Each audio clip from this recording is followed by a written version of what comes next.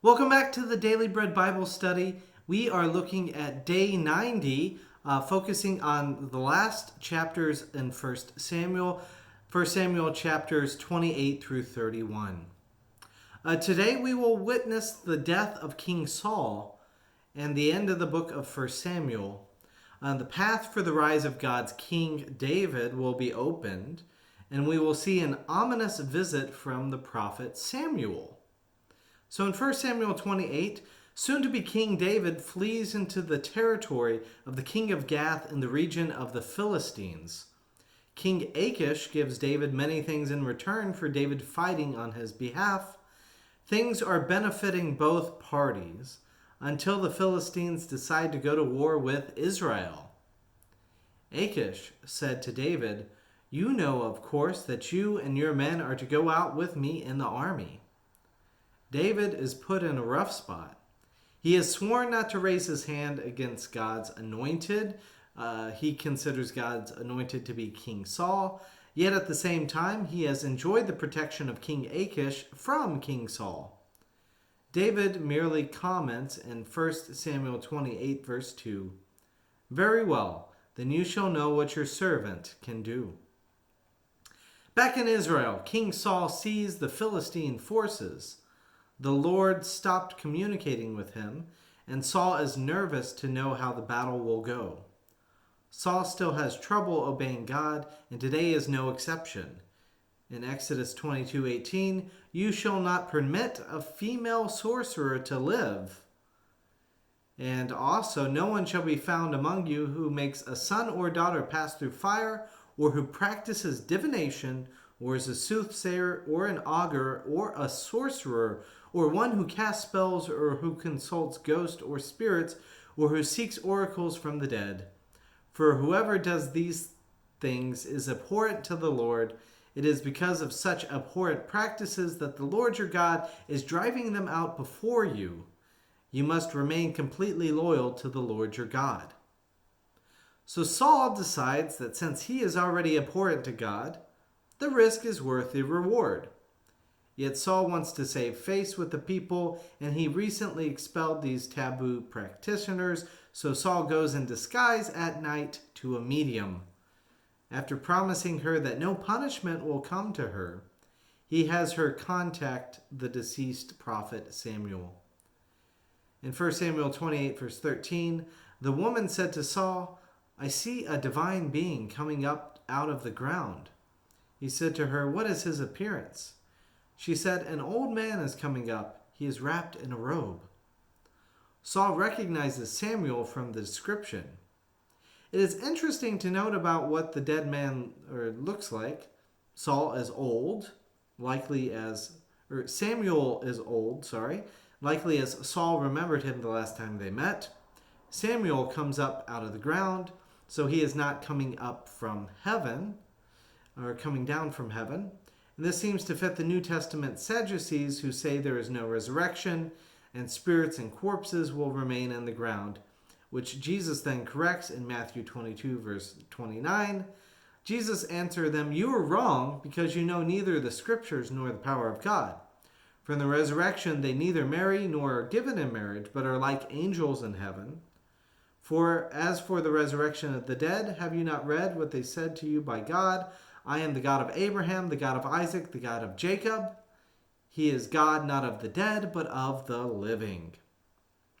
So going back here to the awoken spirit of Samuel, we hear the deceased prophet speak to Saul in 1 Samuel 28. Samuel said, "Why then do you ask me, since the Lord has turned from you and become your enemy?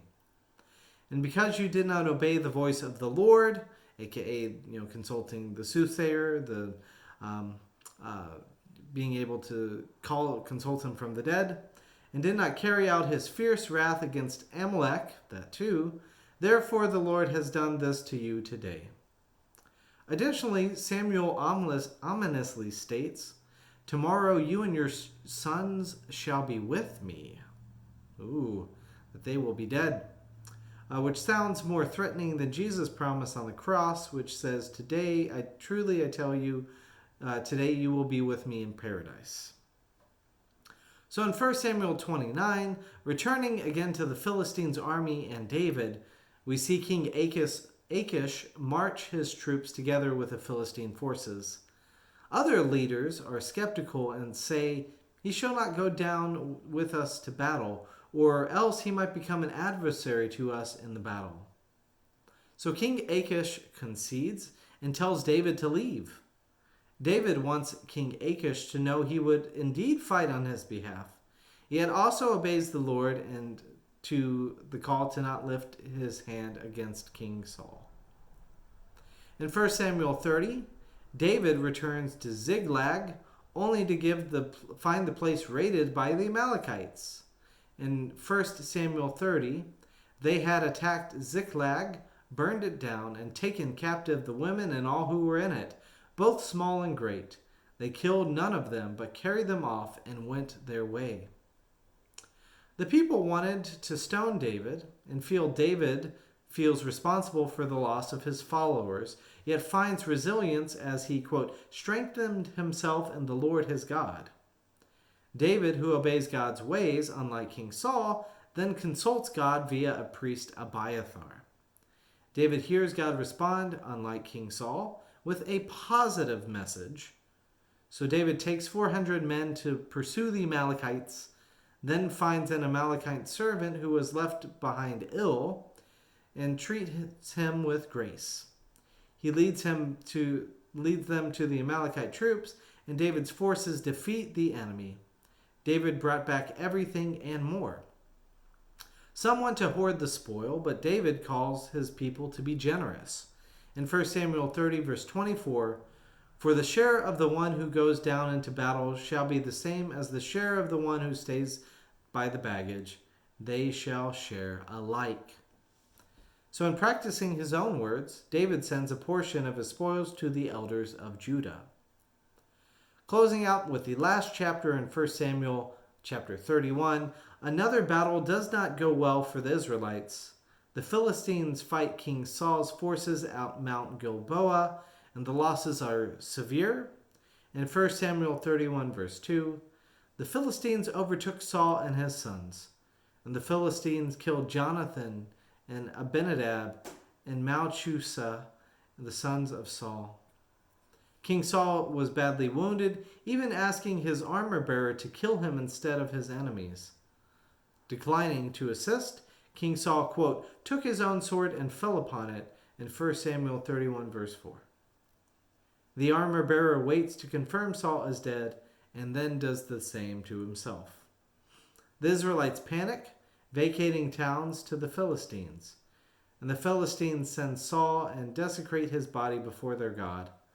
The men of Jabesh Gilead, whom Saul rescued from the Ammonites in 1 Samuel 11, show respect for what King Saul did and rescue Saul and his sons' bodies. They bury them below a tamarisk tree in Jabesh. With the reign of King Saul over, the rise of God's king is now here. David will be anointed king next time. So we look forward to 2 Samuel next time.